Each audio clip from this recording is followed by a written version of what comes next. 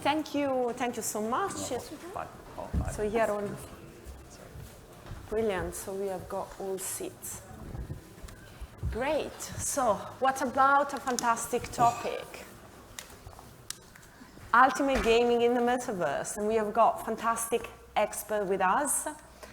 And perhaps maybe to start with, I'm sure that everybody know who you are, but if you can just quickly introduce yourself, and then we can get straight into some hot discussion. Shall I start? Yeah, Robbie, please. Hi everyone, I'm Robbie Cochrane. I'm a co-founder of Chain Guardians and founder of Cryptoverse. Chain Guardians is a blockchain gaming ecosystem, and Cryptoverse is building a 3D metaverse on Unreal Engine 5. That's about me in a nutshell. Cool, I'm Saro McKenna. I'm a co-founder of Alien Worlds. So Alien Worlds is the most played blockchain game. So the most unique active wallets playing the game and transactional volumes. In fact, we have the most called smart contract of any application in the world, which is our mining game. So you can use NFTs, utility NFTs, and earn the fungible token Trillium to then become part of a team within the metaverse. And that team is an on-chain DAO that you can compete against others with. So that's Alien Worlds, and yeah, nice to be here in London today. Hi, I'm Robbie. I work with Animoca Brands. We make games, and we're also very active investors in Web3. Hi everyone, I'm Ian Emerson, investor at Fabric Ventures. We're a €125 million European Web3 fund. I've been a gamer all my life, so I spend most of my time on gaming and entertainment. Brilliant. So let's start with kind of like a controversial point. We were having a discussion before. Gaming, metaverse. Two terms that sometimes are kind of misunderstood. Are they the same? Is the metaverse a game? Isn't? So, Robbie, do you want to? Yeah, sure. I mean, sorry. You know, I think we were talking a little bit about this before, and we were saying that we could probably have the entire panel just discussing this topic, and I think a lot of us tended to have a similar thesis, but for me, we have an internal joke when we're building Cryptoverse with a team, and we call it Inagio. I actually even thought about rebranding Cryptoverse to Inagio, and Inagio stands for it's not a game. So basically, in my humble opinion, we try to kind of encourage people to consider that a game is more about one kind of experience. Whereas a metaverse combines different types of experiences. It doesn't just need to be games. It can also be, you know, social experiences. It can be like meetups. It can be, you know, a variety of different types of, you know, events or whatever it would be on a platform that kind of also houses games. So think of it more like a metaverse as an infrastructure layer, in my view, and a game is like something that would be built on top of it. So that's where I sit on it. I pretty much agree with that. I think that the perhaps one difference is that, well, firstly, I mean, a metaverse doesn't actually have to be built around gaming, right? It could be built around other things. And right now, it so happens that most of the blockchain, especially metaverses, include gaming as a core sort of component. So right now, they're intersecting a lot, but conceptually, they don't necessarily have to. One interesting kind of element to bring in there is a blockchain metaverse. Is that definitional? So I mean, most people seem to agree that a metaverse has to include peer-to-peer interaction between people, right? So whether that's actually live within a singular spatial environment where you go into one environment and you can look around and see people and interact directly with other people within that space, or whether the concept of that space is a little bit more abstract, right? Like the sense of a community, for example. I don't think that the persistent space of a metaverse necessarily has to be built out in AR or VR. It can be the sense of being in a place, and as long as people are persistently going to that place in order to do something, then it counts as being a metaverse. And a blockchain build out is fairly significant in people wanting to persistently go somewhere and interact directly in a peer-to-peer way with each other. So I think at OMA3, the Open Metaverse Alliance for Web3, that Robbie and my company were both co-founders of, along with Dirk in the audience, we sort of see that blockchain component as being significant because it describes the direct peer-to-peer interaction of people without, which is of course a quality of blockchain, where that's not mediated by a third party. And Robbie, before we were talking about this concept of gamify, so that includes a different kind of aspect of interaction, so become like entertainment-fi in a way. Do you maybe want to unpack that? Sure. So I think what we were chatting about earlier was, obviously there was a lot of chat, a couple of years ago with the amazing ascent of Axie Infinity in people's consciousness of play to earn as an idea. And I think that this was basically bridging the two worlds of gameplay and DeFi. And so I think we were chatting earlier, and I think a more appropriate term may be to just sort of generally call this GameFi, which is this intersection of gamification and financialization. And it's something that Web3-based games do really well, but not necessarily something new, because of course gamers have been buying and trading virtual items and trying to accumulate more stuff and build value and reputation, etc., for your whole life, apparently. It's just that now we can do it in a decentralized fashion and in a way where we can trade peer-to-peer and exchange this value peer-to-peer so that it actually it has the appearance of being more financialized, when in fact games have always been financialized, and that's just one part of the entertainment aspect of games. Yeah, and you also had a point about, quite a strong point about games and metaverse. Well, I think to Saro's point earlier, the metaverse, I think the metaverse tends to be defined by something that allows us to make these peer-to-peer connections. So blockchain is an inextricable part of it because you have to have that digital asset ownership. My view is that if you are in the metaverse and you have digital stuff, you want to bring that digital stuff with you wherever you go. So that there needs to be that layer underneath. I also think that one of the reasons that gaming is at the forefront of applications of a metaverse is because game developers just happen to know how to use all those tools. We're the builders of three-dimensional content, graphical, interactive content, because that's our profession. So we're the natural home when you want to find people who can build a metaverse. Go to a game company. So I think that's why we tend to be at the leading edge of those technologies. Yeah, and what's your take? Yeah, so I think a lot of the issue that arises here is a semantic one kind of driven by meta, because in the sort of public eye, a lot of people understand the metaverse to mean VR or AR, or it's the interface through which virtual worlds are accessed. When in reality, the key word that was mentioned here is, when we talk about it in the context of Web3, the innovation that blockchains bring is with an open metaverse. So the properties are interoperability, permissionlessness, persistence, real digitally native value transfer.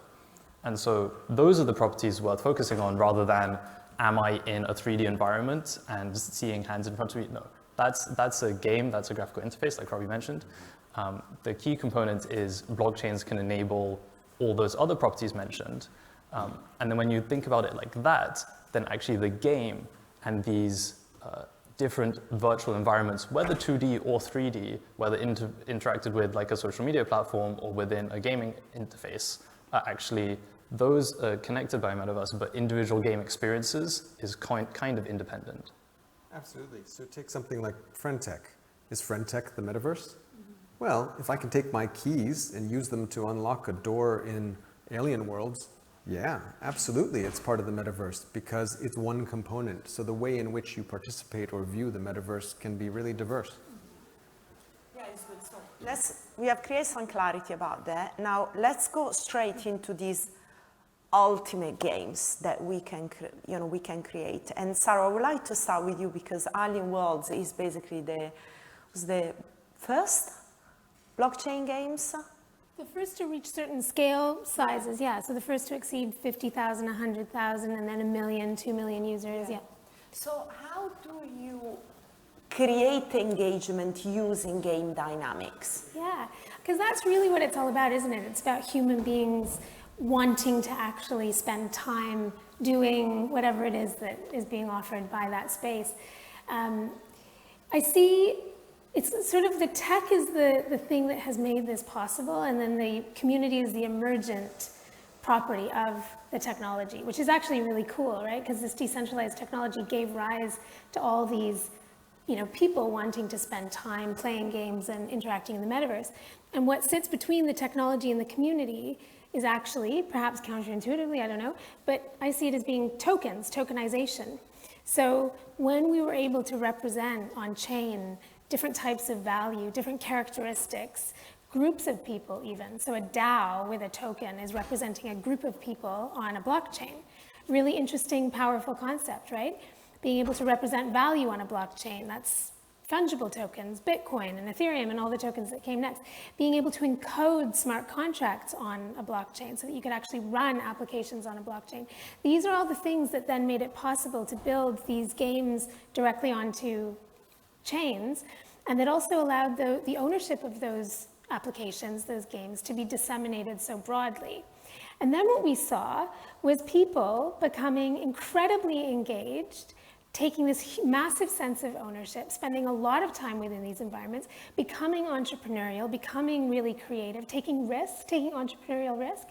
That's something that happens. That's an emergent property of tokenization, because which itself is only made possible because of the technology. And that is where a lot of value has been generated, is in the fact that through actually mechanically representing ownership immutably and transparently on chain, you then made owners of all these people who otherwise would have just been consumers. And this turns out to be significant, right? You take a different sense of, now that's not to say that people didn't exhibit those qualities before, they did, but fewer of them did, and it took more, like a really hardcore gamer would have maybe 5-6 years in would have started to exhibit those qualities of like hyper loyalty, spending, taking greater levels of responsibility within the environment, potentially having like out of game interactions, meetups and things like that. But that happened quicker in blockchain gaming because people were at the core of the proposition sooner. And this then becomes a lesson that we take beyond gaming and just into how communities are built around technology. So when we see meme communities around NFTs, for example, it's a similar dynamic. It's that people became co-invested in a system, they cared about something together, and then they wanted to build it. Now we can query how substantive some of that was, but I mean, ultimately it's a story about community that gets built around tokens and tokenization because of ownership, and then everything that is made possible because of that. Can we discuss, please, Robbie? Sorry, I was just going to add. So I have this discussion often with Hilmar from CCP about EVE Online, because EVE Online is a great example of kind of a blockchain game without the blockchain, because it has all those community behaviors.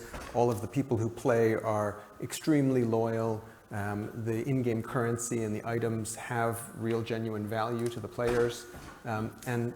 But it took them the better part of 20 years to get that behavior and that audience. And now, they just had their annual meetup in Reykjavik, and it's madness. I mean, they've got such fandom. And so what's exciting about using the technology of blockchain in there is you can just short circuit all of that because you have this trustless layer. So once you own all your assets, you don't need to spend years to acquire belief in the system, because actually the technology replaces that. You can trust, I own this thing, I can see it here on the blockchain, so boom, I'm in, right? But actually not just short circuit, but then improve upon. So whilst yes, there are these real money economies within EVE, it's actually very difficult to on-off ramp or facilitate transactions or do more advanced transactions like rental, lending, derivatives, like the full complex economy isn't exactly. And so as a developer, you can not only short circuit by just like straight plugging into DeFi protocols and exchanges and these kinds of value transfer mechanisms, but actually improve upon what's capable or feasible with certain resources and within regulatory constraints within Web 2. So I wanted to throw in the concept of play to earn, because we said, the game must be fun to play, and there is this kind of like dichotomy or this divide between some game developers and players as well. They say, we hate NFT, we hate play to earn. And what we are seeing actually now is a games ecosystem that incorporate free to play and then play to earn as well. But I would like, all of you to kind of say what you think is actually the reality and how those elements, those dynamic play a role within the game. So a very cynical take is that making money is fun. So you can think of some of these components that blockchains introduce as introducing meta games on top of core gameplay loops. So yeah, if you have a core gameplay loop that isn't engaging, it's very difficult to have a successful game overall. But by having meta games on top that introduce players who maybe aren't even there for the core gameplay loop, but find other ways to engage and interact with the economy, with the community, then you can sort of separate from existing sort of traditional games. Gameplay loops are actually fairly persistent over time. Like if we look at the last, call it 50 decades that video games have really existed, we've explored in different genres, we've modded things, but they've not changed drastically, and actually game developers have explored most of the ways that you can change input, that you can change graphical interfaces. So the way that you innovate is with the financialization in a metagame, I think. I also think it's a false dichotomy trying to say that we have to choose between fun and financialization of games. And I actually personally, it's one of my pet peeves. I hate when game developers say games are about just fun, because those game developers can't make a living then if their games are not about making money. All games are about making money. We have to make a living. And I think it's just about how you emphasize those aspects. And I think Ian hit it on the head, which is that games that have very strong financialization meta games to them are just adding another component of gameplay to bring in a new constituency of users, because games are big, diverse, messy places. People play games for lots of different reasons. I may play only because I want to be on the top of the leaderboard because I have an ego and I want to be the champion. I may play just because I have spare time during my lunch hour and it fills time. Everybody has a different reason, and some people like to make money. There's also whether people are playing individually or collectively. So I guess you could say that some play-to-earn games have been kind of player versus environment, in the sense that you're repeatedly doing something in order to try and get something. But there's also a collective aspect. So when guilds have formed on top of those games, that's people coming together because they have a shared set of interests and they're trying to do something together. In our case, we have in-game DAOs. So we have 6 planets in our metaverse that are competing against each other for the scarce resource, which is our fungible token. And then they're able to govern that treasury themselves. So we've had a planet, a DAO recently, who got a billboard in a major city to sort of promote their community. And they were able to license our IP from us. But they were actually, apart from that, able to just autonomously go forward and do that using their treasury, the resources that were in their treasury to fund that. They're competing against each other all the time. They're trying to get players from each other. They do raids on each other, and then they galvanize their community to defend itself, which means that they have to get more staking. So that's a play to earn mechanic, but it's collectively as a team, and it's all happening on chain. That's also a very interesting, that's essentially an esports kind of construct, right? Team gaming against each other, but there are ways to represent that on chain. Robbie, what's your...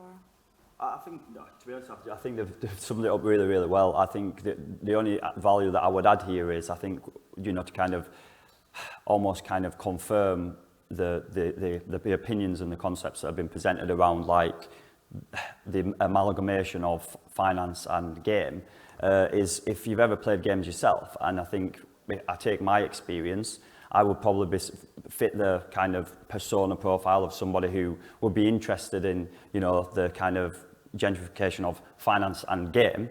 When I was much younger, if any of you played like World of Warcraft or Counter-Strike Global Offensive, we're talking, the meta that has been referred to here is that moment where you're going on the auction house in World of Warcraft and you're trying to, basically own a set segment of the resources available within that world, because you know if you own that particular resource and all of it that's available to be farmed, you can basically like monetize and set the kind of cost that people have to pay for that. You control the market.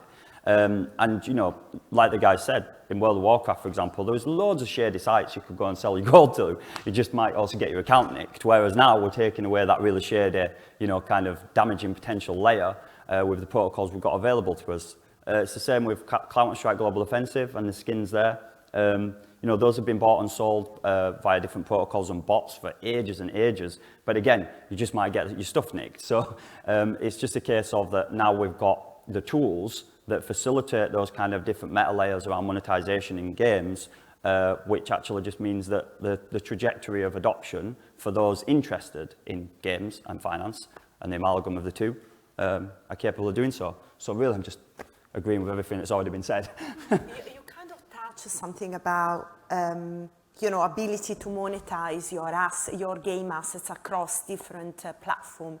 And that brings us to the point about interoperability, so assets, portability, this kind of like cross-chain interaction that is not there yet, and perhaps is there maybe from an investment perspective, some money are being deployed, for example. How important, but also how challenging is to implement this interoperability if we think about different games got different virtual worlds, and sometimes one asset, one weapon it can't be translated in, you know, in the same way from one world to another.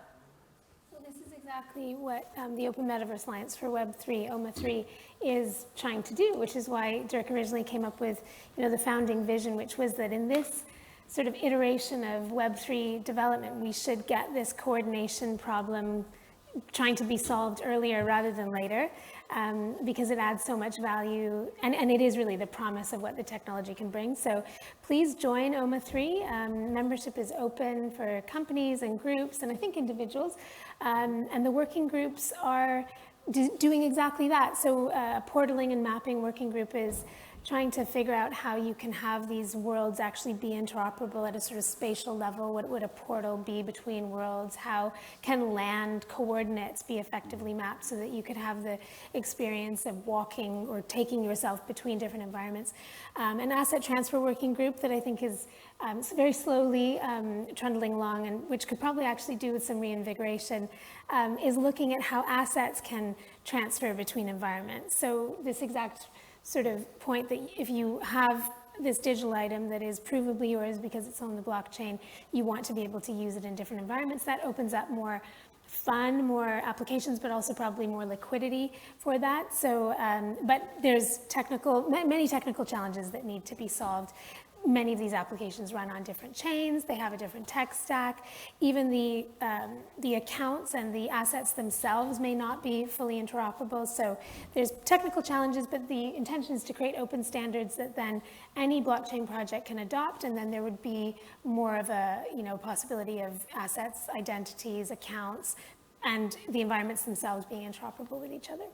So if you think you have good ideas about standards or about how these things should be done, or experiences in your own applications working on some of these things, please come join us, because we want to hear your ideas and contribute, because the goal is for this to be community-led. That's the spirit of Web3. We want these standards to basically be agreed upon by everybody. So it has to start from us, from the ground up. So I think the most interesting area as an investor, and I think the lowest hanging fruit, is not trying to figure out a way that extremely contextual assets within one game can be used in another one in a very rich way, because it's hard. Yeah, balancing one game is hard enough on its own. Balancing two games, once you start sharing either currencies or sharing assets that are still part of a supply and demand economy, is very, very hard. So the most interesting way I think about it is your collection of assets that you hold on chain is some representation of your digital identity. So it could be in the lightest touch way, cosmetic assets. You have some profile picture, you have some art that you want to represent. You can put that on a car, you can put that on a shield, right? Like, it makes sense in both environments, and it's a way that you can carry your identity through multiple environments. Where this becomes interesting is when, in an open system, all of these different pieces of your identity are available for others to look at. And so now you can, with permission, be targeted in a much more precise way for things that you might like. I like these sorts of genres of games. I have interacted with them in these sorts of ways. This other type of game can now be targeted to me, and I'm gonna fairly likely enjoy it. And the game developer can know that much more precisely than in Web 2, where you have to do very heuristic, kind of convoluted ways of figuring out what actually an individual player type is and what they like doing based on, you know, how long they press buttons, how long they spend on screen time, like really, really kind of contrived way. You can now do it much more targeted because you know quite tightly a lot of elements of their identity. Yeah, and you could use things like ZK bridges, for example, to do asset transfers. We're also looking into different types of AI for the graphic side of things, because you think about, oh, well, maybe you have a certain resolution for an asset in this world, and the resolution is completely different in this one, and how do I avoid having to hire a bunch of artists, basically, to go and make everything from scratch? So generative AI is going to help with that a lot. I ask a question, because you have got another project, Metaverse, that it kind of sit at the top or in the middle or alongside all this kind of game ecosystem. When it comes to creating ultimate gaming experience, Metaverse community, how are you developing Metaverse in a way to add value to all this conversation that we are having? Perfect. It's a bit out of the box question. That was good because Ian actually answered that. So the idea behind Mochaverse is essentially we wanted to use Web3 tools within our sort of family of investee companies and studios and such to see how we can better interconnect everybody and take advantage of the network effects of Web3. And so we started by, launching an NFT collection so that everybody has some form of identity. And then on top of that, we're now adding an actual identity layer. So what we want is for people to be able to accrue reputation on the basis of what kind of an actor they are within our community. And when we say our community, it's really anybody, meaning it can be an employee, an investor, an investee company, somebody who's in one of our game studios, a business partner, doesn't matter. If you have like a remote touch point to us, then you're part of the wider family, and we want there to be a Web3 way to represent that and represent the contribution you make to everybody else in our wider community, and kind of use that hopefully as an example on a sort of small scale in Web3. Very interesting. A point that I wanted to bring up, we talk about financialization of games and in-game assets, in-game coins, in-game tokens. Some of those tokens are actually listed tokens. What's your views on having a game token that is actually listed, and what value is bringing to the game, to the community as well? Somebody else wants to take it? For Ian, and also I want Robbie to comment as well. So I mean, one of the virtues of cryptocurrencies and digital assets is that they are unstoppable, right? They run on public permissionless chains. There's nothing that anyone can do to prevent those from being transacted. It can be a really good game feature to allow tokens to be in the hands of the people who actually want to use them at any given time. Tokens are really, especially utility tokens that, for example, confer voting rights or membership rights, are best placed in the hands of people that actually are interested in playing that game at that time or using that asset at that time in the way that it's built to be used. So it can actually be really, bad for a system to have people hanging around who are no longer valuing that thing and no longer want to do the activity in question. So in, blockchain-based systems, we have a natural sort of ingress and egress mechanism, which is that you can just sell your NFT. If you have a utility NFT in Alien Worlds, you can sell, and you don't want to use it anymore, or you change up your strategy. You don't want to use a certain type of excavator anymore, but you want to use a certain type of digger. You should sell your excavator and buy the digger on the open market, right, from someone else. If you have Trillium, our fungible token, and you want to be actively staking and voting in our Planet DAOs, but you don't own Trillium, you can buy it on an exchange, and then you can take it and stake it into one of the planets and vote there. And then when you're no longer interested in doing that, you can sell it. So I think that's a really positive feature. It respects the sovereignty of people's time and what they want to do, and it's a sort of native concept to crypto.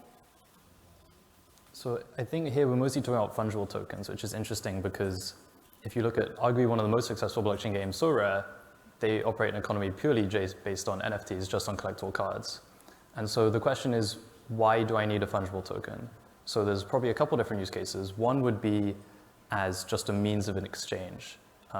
In that case, the majority of the time, I'd probably say use a stable coin or use some other shared store of value like Ethereum where there's some shilling coin around it. The other use case would be, as Sarah's mentioned, as a utility token. So be that for effectively a kind of pseudo equity to align incentives among the community. This is useful because if you can have some governance over it, and if there's governance, there's likely some way to generate future cash flows towards that token, then you can, as we mentioned earlier, sort of bootstrap and short circuit this way to a very engaged and hyper evangelical kind of community of supporters of that game. Where it becomes dangerous is where during extremely frothy bull market times, you get overextension and speculation that then means it's very hard to get back out of this kind of post-depressive state where everyone feels like they've lost. They're no longer engaged in the community because really they were only there initially to speculate and to benefit financially out of it. And so the kind of line to tread is how do you align incentives amongst your community members without encouraging that kind of long-term damaging speculative behavior? So I would agree with that, and I think that it's about having a stake in the network, which is a fundamental concept of blockchain. So I think I always encourage developers to consider fungible tokens as in-game utility tokens because it allows your players who are passionate and devoting their time and energy and capital into the game to have a stake in the game, because that's an important principle to share the fruits of their effort in a way, because as a stakeholder in the network, that's where you spend your time, so you can get some benefit from that.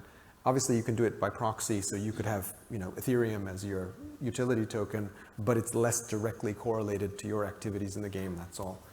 But yes, you absolutely need to think through your tokenomics, and tokenomics of an open economy is notoriously difficult on, I would say, more difficult on orders of magnitude than a traditional game economy.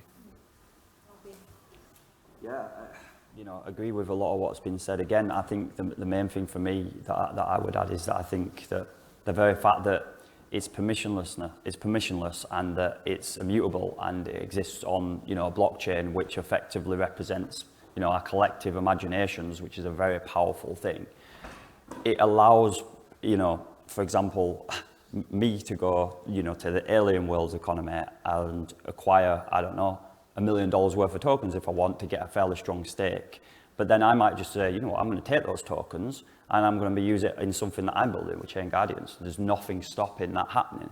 And I think where that becomes really interesting is that you can start to amalgamate and basically, kind of cross-pollinate communities of different IPs and, different kind of interests into new kind of communities and new projects. And I think a token offers that in unique ways.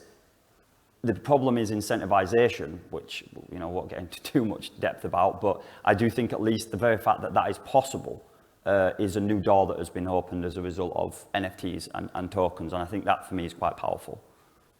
Okay, well, we ran out of time already. Thank you so much. And we didn't have time for a Q&A, but you can always grab them on the way out. Thank you.